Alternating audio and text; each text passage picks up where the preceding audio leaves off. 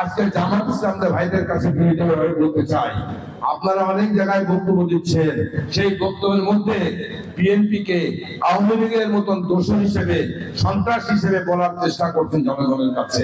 আল্লাহর হস্তে এই কথাগুলো বন্ধ করুন।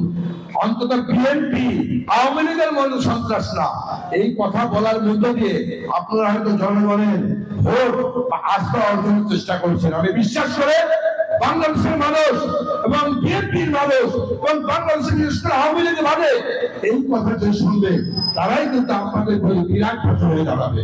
সুতরাং আমরা মনে করি জামাত ইসলাম যারা করতেন, বিশেষ করে আপনাদের কারণেই কিন্তু আজকে বিএনপি আমাদের আজকে এত দুর্দশা। 18 বছর আওয়ামী লীগ কিন্তু একই কথা বলতো, বিএনপি বলতো না, বলতো বিএনপি জামাত, বলতো কি বিএনপি জামাত, বিএনপি বলতো না।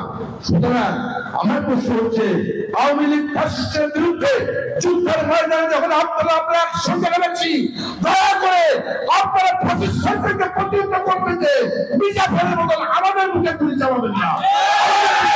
আমাদের ডক্টর ইউনূসের সরকার তারা সংস্কার করছেন, আমরা তাদেরকে বলেছি, বিএনপির পক্ষ থেকে বলা হয়েছে আপনারা সংস্কার করুন, কিন্তু সংস্কারের পাশাপাশি নির্বাচনের ব্যবস্থা করুন।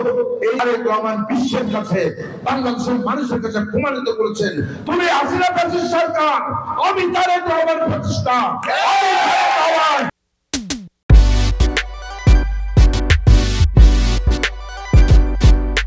আপনারা যদি এই বিএনপির সন্তান হয়ে থাকে, এই বিএনপি ঘরের আমরা যদি বাসিন্দা হয়ে থাকি, আপনারা যদি শহীদ জিয়াউর রহমানের দলের একজন আদর্শ কর্মী হন, তারেক রহমানের আদর্শে বিশ্বাসী হন, তাহলে আমাদের শহীদ সামাদ এবং বদলের মৃত্যুকে স্মরণ করে চোখের পানি ফেলে অন্তত মনে করবেন ওই হাইনাই আওয়ামী লীগের সাথে কোন আপোষ আমাদের হবে না।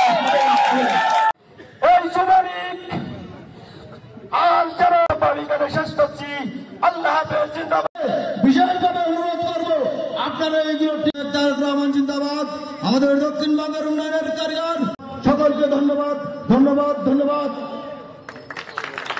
এখনো রাস্তায় দাঁড়িয়ে আছে, আপনারা দয়া করে একটু নিচে নেমে আসবেন।